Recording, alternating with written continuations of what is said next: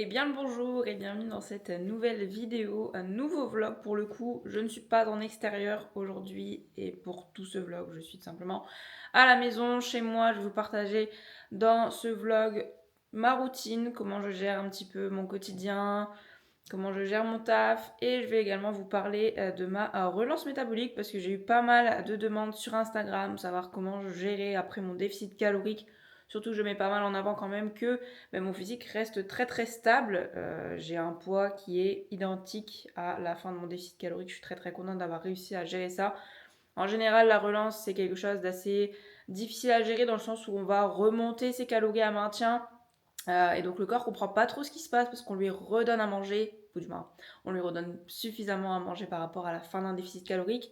Et donc en fait il est en demande constante et il veut toujours plus. Et donc là c'est là que le travail va devenir relativement intéressant et important de réussir à gérer entre le cerveau qui essaye de nous jouer des tours pour nous faire manger beaucoup plus et le fait de réussir à gérer son total calorique de maintien du coup sans dépasser quoi que ce soit. Je vais vous expliquer un petit peu ça, comment je gère, à combien de calories potentiellement j'ai fini pour mon déficit calorique, donc ce ne sera pas forcément à reproduire, je ne vais pas vous dire ça pour que vous fassiez la même chose de votre côté. Ça a été mon cas, mon expérience, pourquoi j'ai voulu faire ça, la finalité de tout ça et comment du coup j'ai remonté mes calories, sur combien de temps et comment je gère actuellement mes journées. Donc là, on est dimanche, gros jour de travail parce que j'étais avec une amie du coup ces 2-3 derniers jours. Donc j'ai profité, j'ai un petit peu moins travaillé pour le coup. Donc on va rattraper tout ça aujourd'hui et je vais essayer également d'avancer sur le contenu que j'ai à vous partager sur les réseaux en plus de mes suivis bilan coaching. Et ici, je vais me diriger du coup à la salle de sport. Dernière séance de la semaine, séance pool, donc séance dos. Et puis, je vais essayer de prendre le temps aussi de retravailler sur un nouveau programme d'entraînement pour moi parce que j'ai envie de changer un petit peu d'entraînement, de varier un petit peu mes exercices. Et je vous parlerai aussi de quelque chose d'autre que j'essaye d'intégrer au moins une fois par semaine. Donc voilà. On se retrouve tout à l'heure pour la suite de la journée. Je vais vous partager mes repas également. Et puis potentiellement un petit peu de mes entraînements.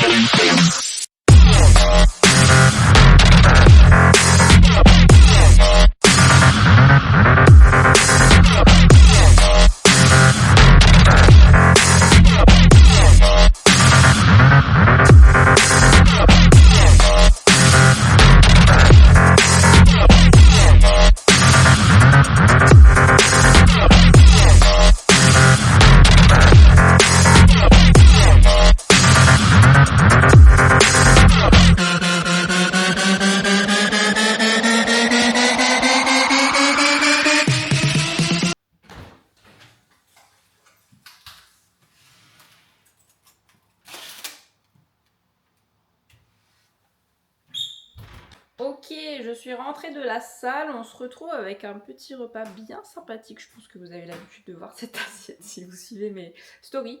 Donc j'ai 350 g de tomates du jardin avec beaucoup d'anettes parce que j'aime l'aneth. 40 g de riz au curry volumineux, pareil la recette est sur Instagram, et du cottage cheese. J'ai pris une petite assiette, ça c'est un bon tips pour avoir l'impression qu'on mange beaucoup, vous allez dire que je suis complètement folle. Mais très clairement, votre cerveau va s'habituer à cette quantité, vous aurez l'impression d'avoir mangé beaucoup. Pourquoi je fais ça aujourd'hui? Parce que tout simplement j'ai un surplus de 1000 calories sur les 4 derniers jours que j'ai eu parce que j'ai eu pas mal de repas à l'extérieur, j'ai vu mes copines, donc voilà. Comme j'expliquais dans mes stories Instagram, les calories ça se régule alors que les moments que vous pouvez passer en bonne compagnie dans votre vie, faut pas passer à côté. Voilà, tout dépend, encore une fois, le contexte. J'ai pas d'objectif de compétition, je fais ces efforts au quotidien et je vis comme ça pour moi parce que j'aime ça tout simplement. Mais je ne m'interdis pas du coup de passer ces bons moments-là pour autant. Donc en fait aujourd'hui je régule le plus possible que je peux réguler. J'avais un surplus de 1000, donc hier j'ai déjà régulé 200. Aujourd'hui je vais voir un peu en fonction de ma faim. Et je pense que je régulerai encore un petit peu demain, à la limite faire 400 ou peut-être 600 et 200 demain, on verra bien. Donc voilà, je vais manger ce petit repas au soleil parce qu'il fait super beau aujourd'hui et on se retrouve pour la suite de la journée.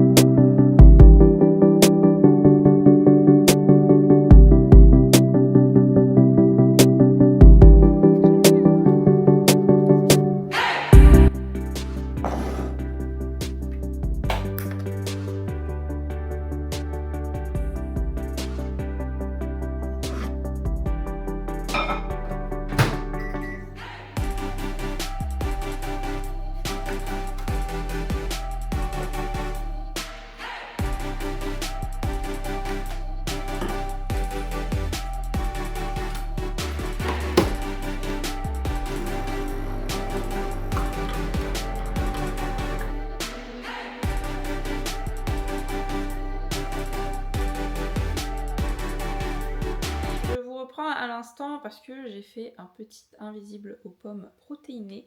Il est 19h, je n'ai pas fini mes bilans coaching, je suis toujours occupée depuis tout à l'heure, mais j'ai fait une petite pause pour cuisiner parce que ça me fera du coup du contenu pour Instagram. Mais je vous partage la recette ici en direct. Du coup, c'est un invisible aux pommes protéinées comme je vous l'ai dit. Je pense que je vais pouvoir faire soit 4 grosses parts, soit 6 petites parts. Je pense que partir plus sur 4 grosses parts. Et du coup, on sera peut-être sur environ 250 de la part.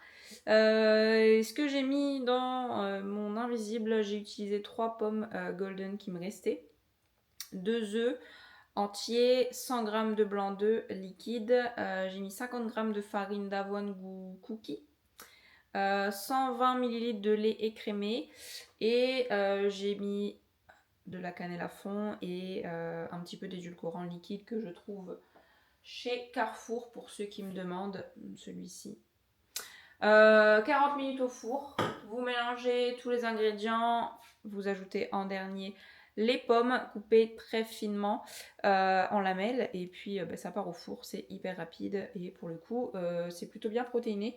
Je pense qu'on va être aux alentours de, je sais pas, je dirais 10 grammes la part à peu près. Donc c'est plutôt cool.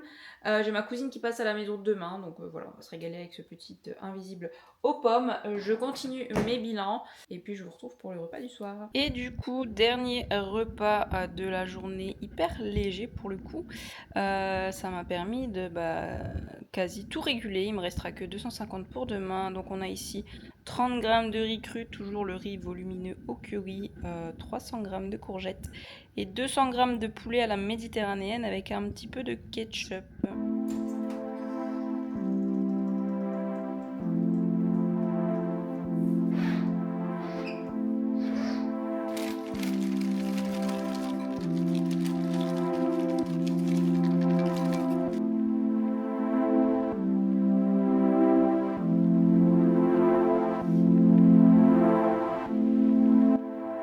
Je viens d'arriver à la salle pour vous expliquer un petit peu comment je fonctionne sur une semaine. Je fais 3 séances dans la salle que je vous ai filmée hier, type USA, et 2 séances à Basic Fit pour le moment.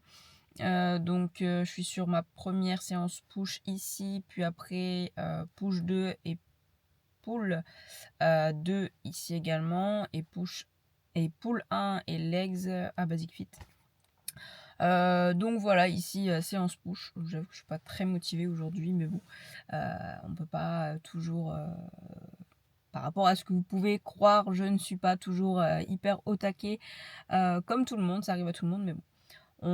On fait le taf parce que ça ne va pas arriver tout seul. Les fessiers qu'on veut pour 2026 n'arriveront pas tout seuls, les épaules et le dos non plus. Alors on va faire ce qu'il faut. Je ne vais pas filmer cette séance parce que j'ai besoin de me focus quand je mets la casquette, c'est que j'ai pas vraiment envie de parler aux gens, ni de faire quoi que ce soit d'autre. Donc je vais me mettre en mode focus sur mon tel, ma musique, et c'est parti pour du coup une séance d'environ 1h30. Je commence toujours par maintenant 15 minutes de marche. Au moins ça me permet d'avoir facilement mes 10 000 pas sur la journée, parce qu'après si je me mets sur l'ordi, inévitablement je ne fais pas de pas. Donc c'est moins galère à caser. En général, arrivé 13h, je suis peut-être à 5000 pas, 6000 pas. Donc suffit que j'aille faire 2-3 courses ou autre, j'arrive facilement aux 7-8000 et après c'est easy pour finir la journée, quoi. Donc voilà, on se retrouve un petit peu plus tard. Let's go. Bon, bien rentré de la salle, c'était plutôt une bonne séance finalement. J'ai une petite gêne au niveau de l'épaule, j'ai une douleur qui traîne depuis presque une semaine, donc un peu chiant quand même. Ça m'a empêché de faire 2 exos, donc j'ai dû réduire la charge. Mais enfin, soit c'est pas grave, on va laisser le temps faire les choses. Et j'ai bu un petit peu d'alcool aussi ces derniers jours, donc ça a sûrement dû accentuer un petit peu. Ce midi, on se retrouve avec du coup 250 g de tomates, 200 g de cottage cheese, 250 g de pommes de terre que j'ai cuit à l'Actifry.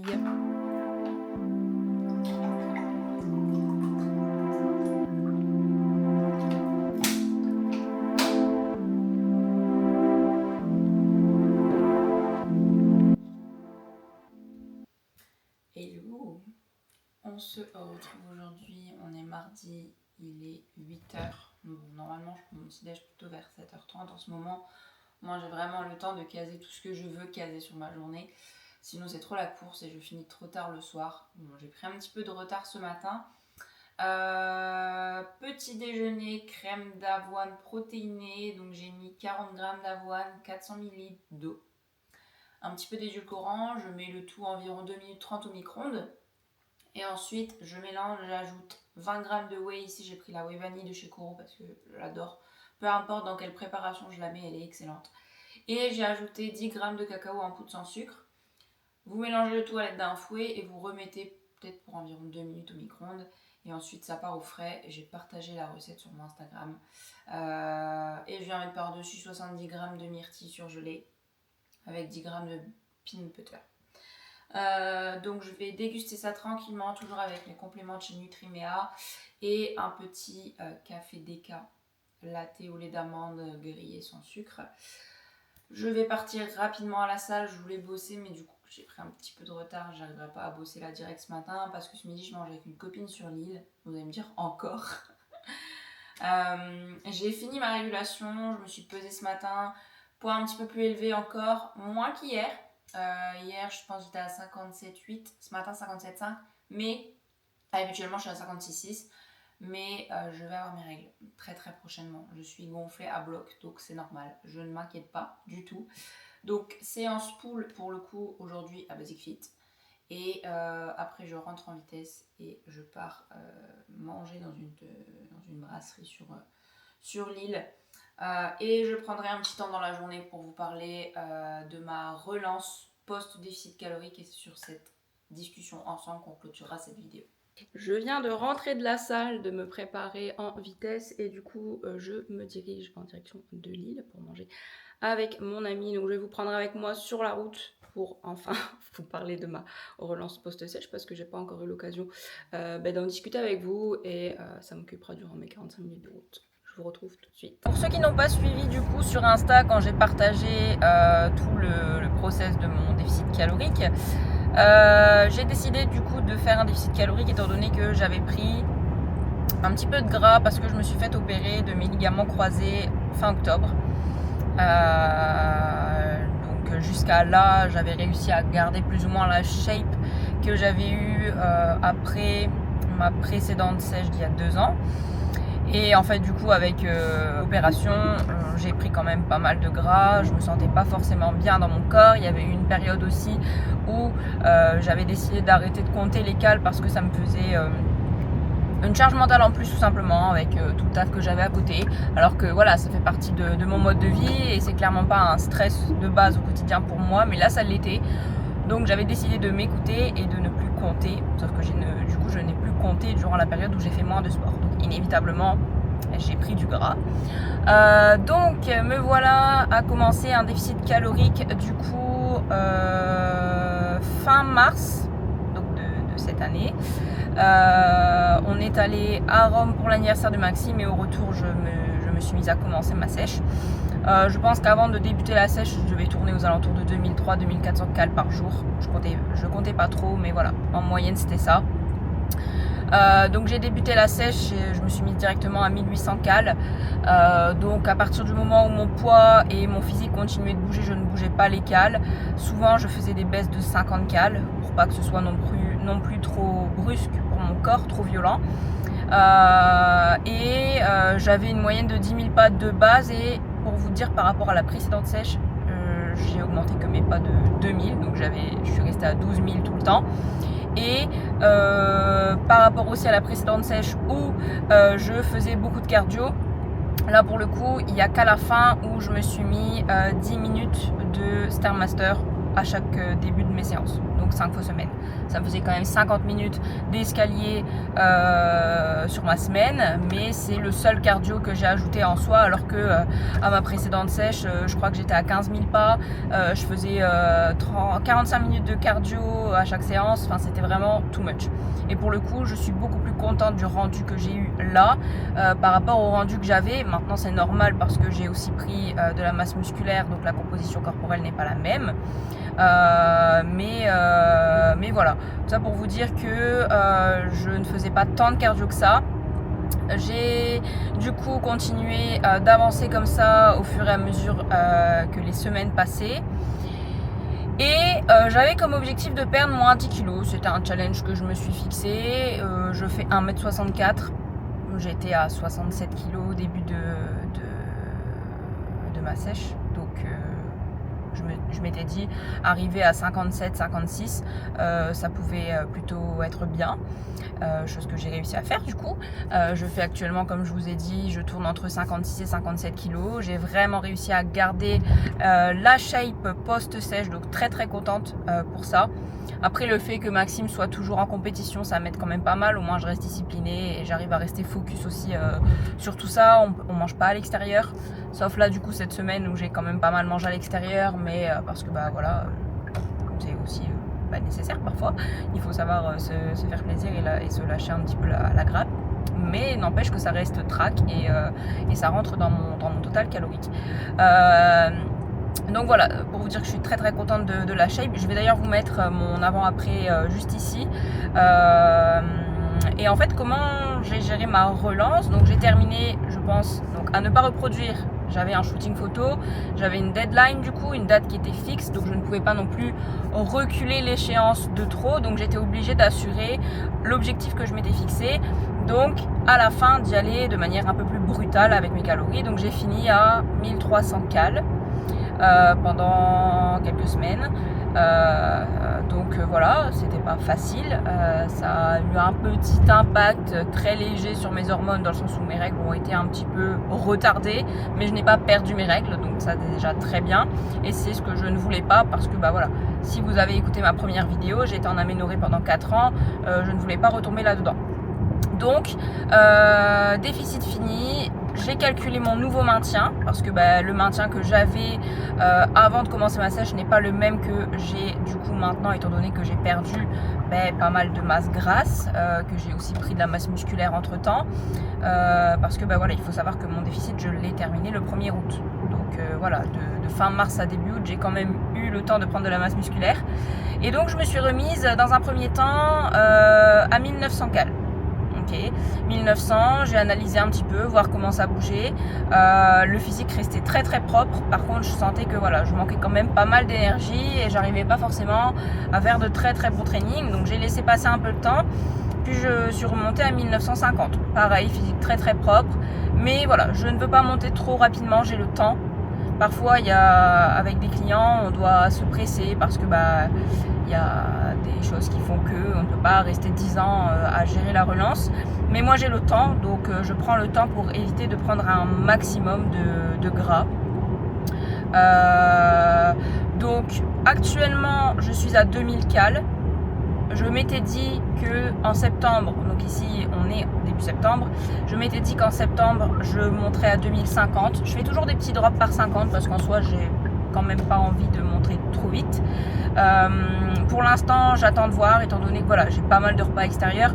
J'essaye de m'adapter aussi en fonction de ma vie et du train de vie que j'ai actuellement. Pour l'instant, comme j'ai des repas extérieurs, il y a pas mal d'estimations, etc. J'ai pas forcément envie d'augmenter tout de suite. Donc je me laisse encore un petit peu de temps, mais probablement que je finirai à 2100, 2150 parce que avant opération, je me maintenais bien à 2002 et le physique restait très très propre. Donc voilà. Comment je gère un petit peu mon post-sèche. J'ai pas fait de cheat meal comme on peut le voir des fois sur les réseaux. Tout est traqué, mais je me fais plaisir au quotidien. Je ne me sens pas du tout frustrée. Je n'ai absolument pas eu envie de sauter sur la nourriture après avoir fini ce déficit. Donc ça c'est très très cool et j'en suis quand même fière, il faut le dire quand c'est le cas. Donc voilà, actuellement à 2000 cales.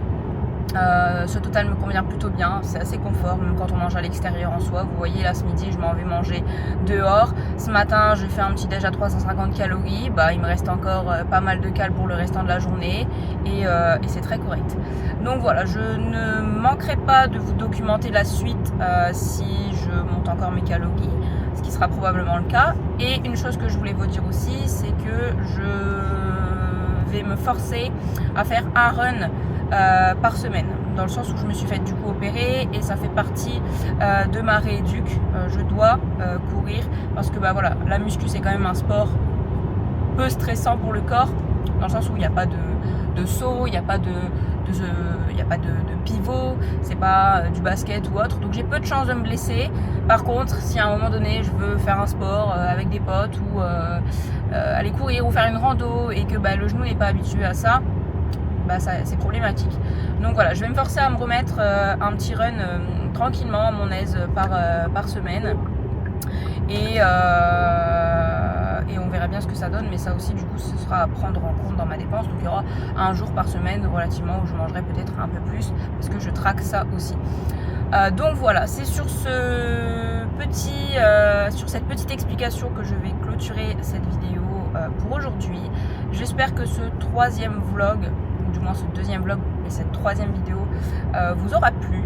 N'hésitez pas à me mettre des petits commentaires encore une fois, ça me fait vraiment plaisir et c'est cool d'avoir des retours parce que je parle toute seule face à ma caméra et c'est pas forcément sympa quand on ne sait pas comment vous pouvez prendre les choses, si vous aimez le contenu, si vous n'aimez pas le contenu. Voilà, c'est toujours constructif. Donc je vous dis à la prochaine pour une prochaine vidéo. Portez-vous bien et n'oubliez pas de vous abonner.